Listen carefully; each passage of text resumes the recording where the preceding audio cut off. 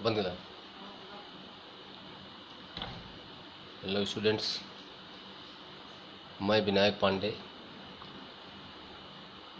Physics teacher Sant Bakhsh group of institutions. आज हम आपके लिए जो फिजिक्स में टॉपिक लाए हैं वो है electric field and electric lines of force, यानी वैद्युत क्षेत्र तथा वैद्युत बल रेखाएं। स्टूडेंट्स, आप लोग जानते हैं, आपको बताया गया है कि जैसे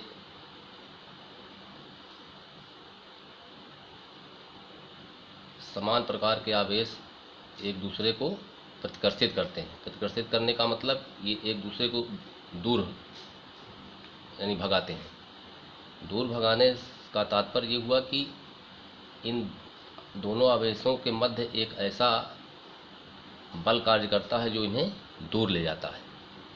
तो आप लोग जानते हैं कि बल सदैव एक रेखा के अनुदिश कार्य करता है। बल सदैव किसी न किसी रेखा के अनुदिश कार्य करता है। उस रेखा को हम लाइन ऑफ फोर्स माने लाइन ऑफ एक्शन कहते हैं। लाइन ऑफ एक्शन कहेंगे, यानी बल रेखा या बल की जो है बल की क्रिया रेखा, बल की जो है क्रिया रेखा। अब चूंकि जैसे कोई मान लो ये आवेश Q किसी स्थान पर रखा हुआ है, ये आवेश Q किसी स्थान पर रखा है। अब कोई धन आवेश इसके चारों ओर किसी स्थान पर इस प्रकार स्थित है, तो स्पष्ट है कि इस धनावेश के कारण इस धनावेश पर एक यानी प्रतिकर्षण बल कार्य करेगा। वह प्रतिकर्षण बल इस आवेश को दूर ले जाएगा।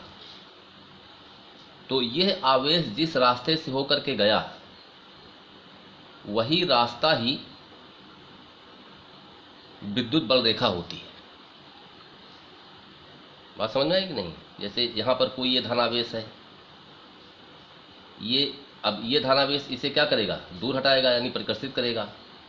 तो ये आवेश ऐसे दूर अनंत तक चला जाएगा। तो ये लाइन ये सब लाइंस जो हैं इन्हीं को हम वैद्युत बल रेखाएं कहते हैं। इन्हीं लाइंस को हम वैद्युत बल रेखाएं कहते हैं। अब जैसे ये धनावेश है, यहाँ अनंत पर यानी बहुत दूर कोई ऋणावेश रखा हुआ है या ऋणावेश है, तो इस धनावेश के कारण इस ऋणावेश पर एक आकर्षण बल कार्य करेगा। तो अब यह ऋणावेश क्या करेगा कि यह धनावेश की ओर आना इसी रास्ते से होकर के शुरू कर देगा।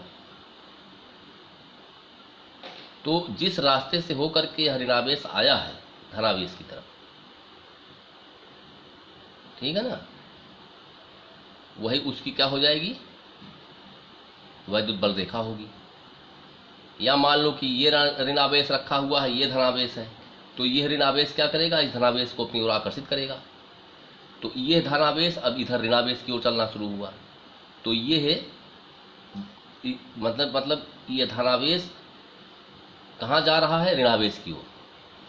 तो धनावेश क्योंकि ऋणावेश की ओर जा रहा है और रास्ता उसका ये है, तो ये जो रेखा है, ये लाइन आपकी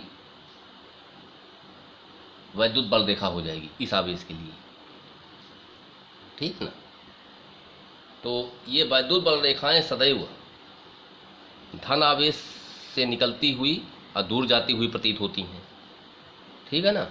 और ऋण आवेश के लिए ऐसा प्रतीत होता है कि ये अनंत से यानी बहुत दूर से ऋण आवेश पर आ रही हैं और ऋण आवेश में जा कर के वो वहीं समाप्त हो जाती हैं। वास्तव में ये विद्युत बल रेखाएं आपको दिखाई नहीं देंगी, ठीक है ना। ये विद्युत बल रेखाएं ये दिखाई नहीं देती हैं, ये केवल अनुभव की चीज़ है, इसको केवल एक्सपीरियंस किया जाता है। ये विद्युत बल रेखा जो है दिखाई एकदम नहीं देगी, ठीक। तो अभी आपकी टॉपिक है वैद्युत बल रेखाएं। ये इसका नोट्स है कि किसी आवेश या आवेशों के निकाय के चारों ओर का वह क्षेत्र जिसमें कोई अन्य आवेश आकर्षण या प्रतिकर्षण बल का अनुभव करता है, वैद्युत क्षेत्र कहलाता है। तो ये तो हुई विद्युत क्षेत्र के बारे में। अब विद्युत क्षेत्र में रखा स्वतंत्र आवेश बल की दिशा में चलता है, तो वैद्युत क्षेत्र में किसी स्वतंत्र धनावेश के मार्ग को वैद्युत बल रेखा कहते हैं। वही जो हमने आपको भी समझाया कि वैद्युत क्षेत्र में किसी स्वतंत्र धनावेश के मार्ग को वैद्युत बल रेखा कहते हैं।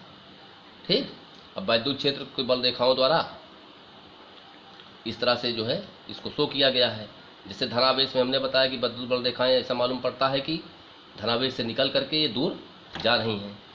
ऋणावेश में ऐसा मालूम होता है कि ये वैद्युत बल रेखाएं बहुत दूर से ये ऋणावेश पर आ रही हैं और वहाँ पर यानी समाप्त हो जाती हैं। ठीक। अच्छा, अब जब दो धन आवेश बराबर परिमाण के दो धनावेश एक दूसरे से कुछ दूर पर स्थित हैं, तो उनसे जो विद्युत बल रेखाएं जो बाहर निकल रही हैं उनका आकार इस तरह से होता है। यहाँ ये जो मध्य वाला पॉइंट है, इस पॉइंट को हम उदासीन बिंदु कहते हैं।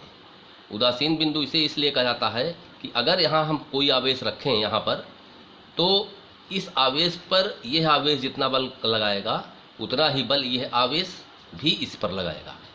तो कहने का मतलब कि ये दोनों बल परस्पर बराबर और विपरीत होंगे, तो इन दोनों बलों का जो परिणामी मान होगा वह शून्य होगा।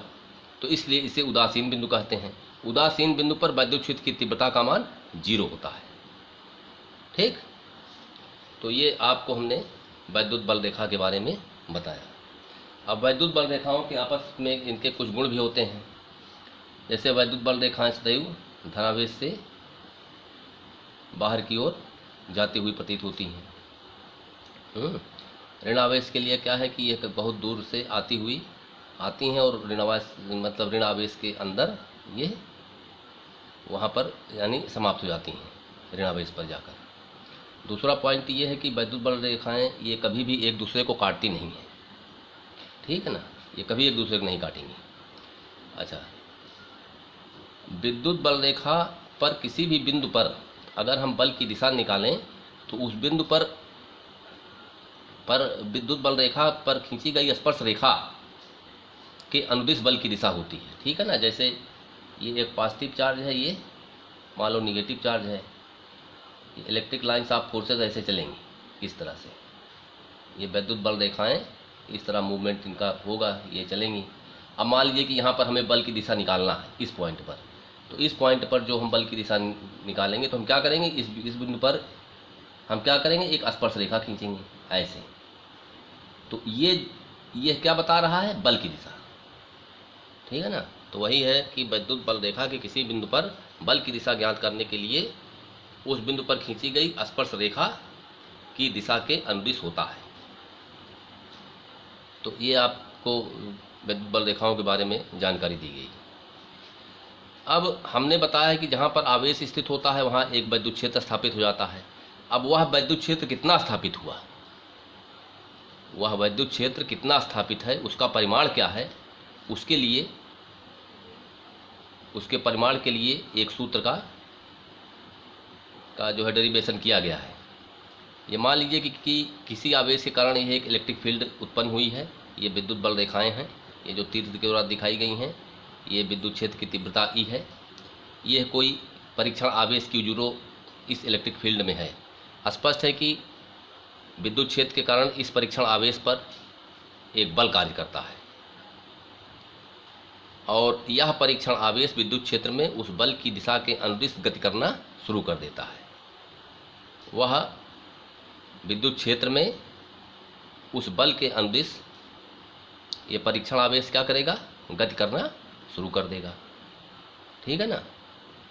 तो अब यह विद्युत क्षेत्र की तीव्रता जो है इस बल पर निर्भर करती है और इस परीक्षण आवेश पर निर्भर करती है, दोनों पर यह निर्भर करेगी। तो विद्युत क्षेत्र में किसी बिंदु पर रखे परीक्षण आवेश Q0, ये परीक्षण आवेश Q0 है, ये 0 यहाँ इस तरह से है, पर जो है लगने वाले बल तथा परीक्षण आवेश के मान की निष्पत्ति को उस बिंदु पर वैद्युत क्षेत्र की तीव्रता E कहते हैं। ये वैद्युत क्षेत्र की तीव्रता की जनरल डिफिनीशन हुई। तो विद्युत क्षेत्र में किसी बिंदु पर रखे परीक्षण आवेश Q0 पर लगने वाला बल F हो तो उस बिंदु पर तीव्रता E बराबर एफ अपान क्यू जीरो। मतलब ये क्या है, ये एफ और परीक्षण आवेश दोनों का क्या है, रेशियो है। रेशियो का मतलब अनुपात, यानी जो है ये चीज़। इसका मात्रक न्यूटन प्रति कूलाम होता है। ये एक सदिश राशि है, जैसा कि आप देख रहे हैं कि ये एरो लगा हुआ है, ठीक है ना। तो ये वेक्टर राशि है, सदिश राशि। इसका मात्रक हमने आपको यहाँ पर लिखा है न्यूटन प्रति कूलाम। इसे अगर हम एमकेएस पद्धति में कन्वर्ट करना चाहें तो न्यूटन किसका मात्रक है, बल का।